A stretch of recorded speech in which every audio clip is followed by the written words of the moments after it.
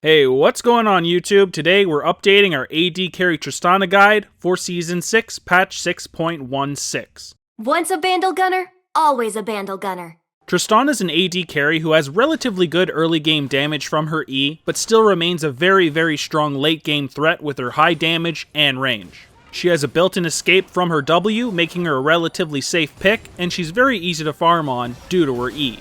With said E, this makes her one of the best lane pushers out there and insanely strong at taking down towers. Last but certainly not least, she's even able to peel assassins off of herself with her ultimate. With two different ways to create a gap between herself and a target, this makes her one of the strongest AD carries out there. Now, although there's a lot of pros, there's still a bunch of cons, the first one being she is very squishy, but you know, no shit, she is an AD carry after all. You also have one of those abilities where if you don't use it properly, you can completely save enemies.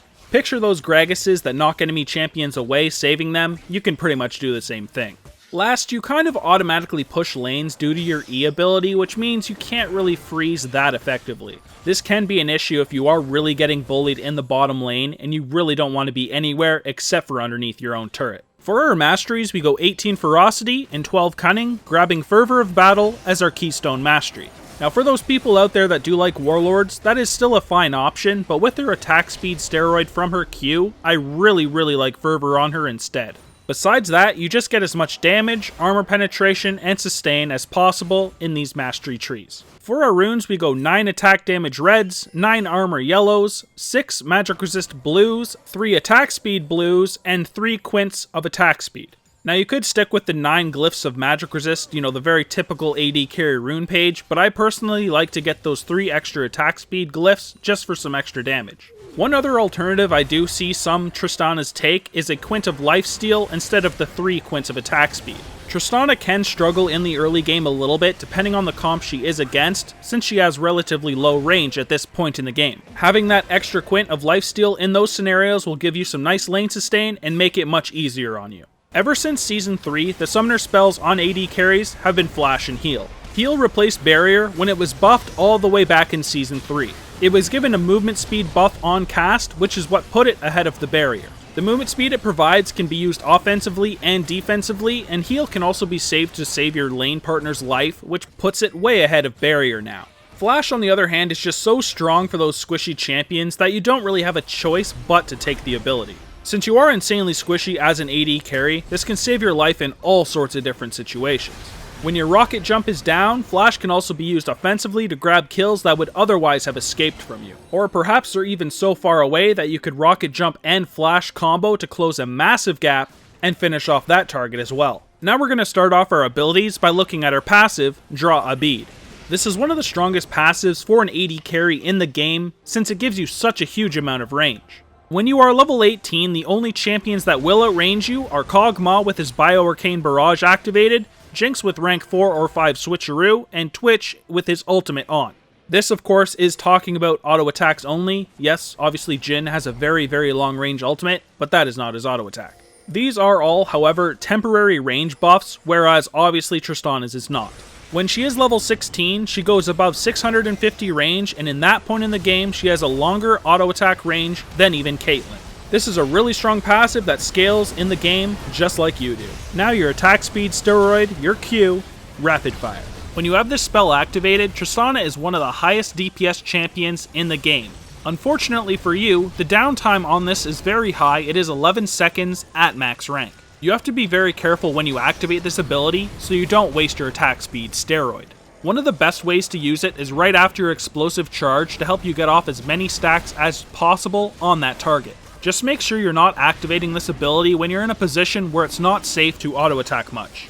This ability combined with your explosive charge on towers is one of the reasons she's so amazing at bringing those down. Put your E on the tower, activate this, and get that to explode for massive damage. Now for your W ability, Rocket Jump. This is what makes Tristana such a dangerous AD carry in situations where there's a lot of low health targets. Tristana is all about being that high range AD carry that dashes all over the place, getting resets. This dash is a bit different than the other ones in the game since the dash can be interrupted, however the cast animation cannot. Now since you're basically immune when it is in cast animation, this can be great against stuff like Rocket Grab. When the grab is coming towards you, press W to begin the animation.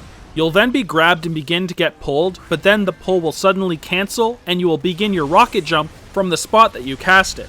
Now, although you can abuse this against champions like Blitzcrank, you cannot, however, against stuff like Nautilus's Dredgeline. The end result of trying to do this against Dredgeline is your rocket jump going on cooldown and you getting pulled into Nautilus. The escape has its pros and cons, and learning how to use it effectively is insanely important on Tristana.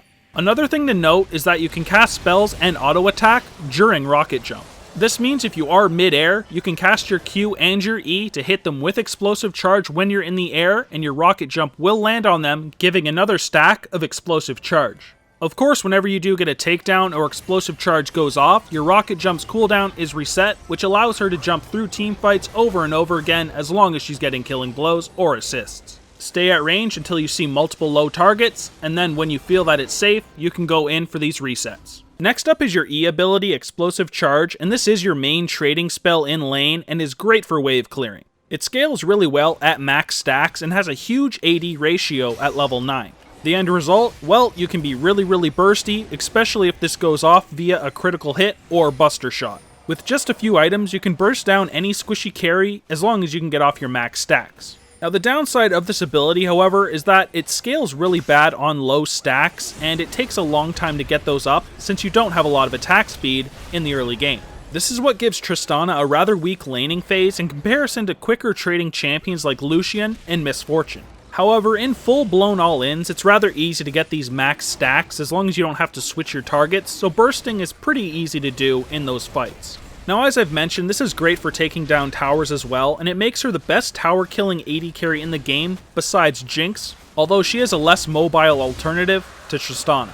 So last but not least is your ultimate Buster Shot, and it's great for either the burst it provides or the knockback so you can self-peel. Now in team fights, I usually end up having to use this as a self-peel and not a burst. Sometimes the communication in team fights is a little lackluster, and having that self-peel is an amazing thing to have on an AD carry. In a 1v1 against other AD carries, however, this can add tons of burst and can make you pretty potent in 1v1 fights. If it's late game, generally you're going to have a range advantage and you're going to be able to put on your explosive charge before they even get in range of you, auto-attack them and buster shot them away before they were even able to auto-attack you once. At this point, you could then rocket jump and auto-attack to get that explosive charge to go off and then get the reset on your rocket jump and jump away afterwards. There's lots of things you could do. For our ability order, we simply max our buster shot ultimate first for that nice burst and self-peel.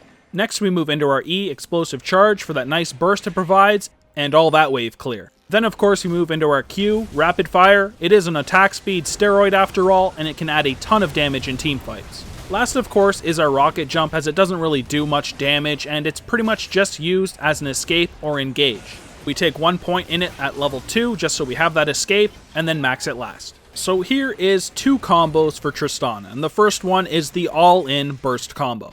So to pull off this combo, start by rocket jumping towards an enemy. And of course, this is in 1v1s, obviously don't jump into 4 people as a Tristana. But anyways, once doing that, before landing we want to make sure we activate our rapid fire and put our explosive charge on them. Now of course, based on the distance traveled and your attack speed and all that other stuff, you may be able to get off a few auto attacks, but maybe just one at this point. But anyways, when you land, you add 1 more stack of explosive charge, assuming you hit them, and you can add a lot more really quickly with the auto attacks with your rapid fire activated. Then, as soon as they're low enough, finish them off with a buster shot, and if you want, jump away or go to the next target. Then there's the tower takedown, and this is so simple it's probably not even necessary to say, but here we go. Literally all you have to do, put your explosive charge on the tower and then activate your rapid fire, and then when you get 4 stacks on it really quickly, it will explode and do massive damage. At this point, assuming there's nobody around and you have enough damage and there's a minion wave, yada yada yada, you can then finish it off via auto attacks. In lane phase, your 3 main objectives are 1. To out-CS your opponent, 2. Kill your opponent, and 3. Take down their tower. Really early on, you want to try and push the minion wave with your explosive charge so you get the level 2 advantage, and of course at this point be stronger than your opponents. Now your playstyle should revolve around the type of support champion you're playing with. If you're with something like a Nautilus or a Leona, it's usually best to engage with them with your rocket jump, apply explosive charge, and try to get off those max stacks. If you're with something more passive, don't be rocket jumping into 2 people, save your rocket jump for finishing off people, don't be too damn aggressive. Now, of course, you also want to try to force your opponents out of lane as much as you can by trading with them, and when they have to back, make sure you shove the minion wave under their tower so they miss XP and gold. At this point, you can back yourself, hopefully get an item advantage, and hopefully you didn't miss any XP or gold yourself. As you are so strong at bringing down towers, you also have the option of working on their tower, so you can start roaming mid once it's down. In teamfights as an AD carry, you'll generally want to hit the target in front. Don't move too far forward, because it will probably cost you your life. Make sure you work on those frontline carries before you attack the tankier targets to reduce their teamfight.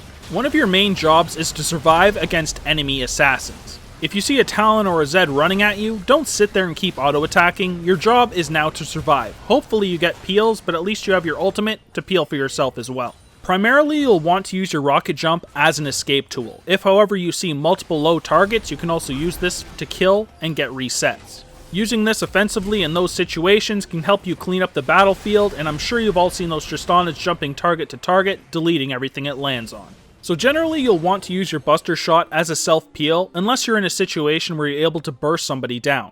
As I said, this is a great tool to help zone assassins off of yourself.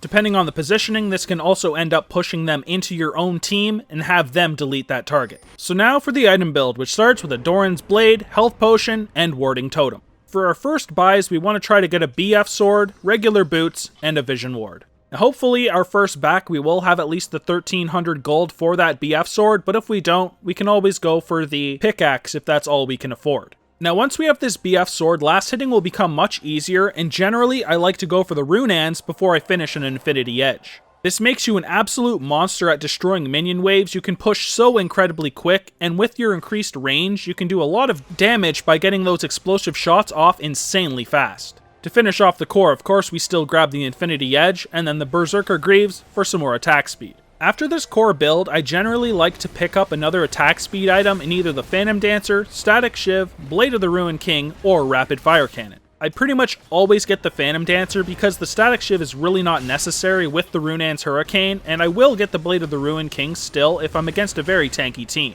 Rapid Fire Cannon is not something that I really like too much, but I do see some people take it now and again, and it is still a viable option. So after this, I then either get Armor Penetration or Lifesteal. It very much depends on if the enemy team is getting some early or mid-game armor. So usually there will be some armor at this point, and I do personally like the LDR, but if I do need Grievous Wounds, then I will get the Mortal Reminder. Generally there's going to be CCs in the game, so I opt for the Mercurial over the Bloodthirster usually. If there's very little CCs, then of course I'll still take the Bloodthirster. It is more damage, and it makes you a little tankier as well. If there's a lot of champions that can get to you relatively easy and bring you down, then of course Maw, Banshee's Veil, and Guardian Angel are all excellent options.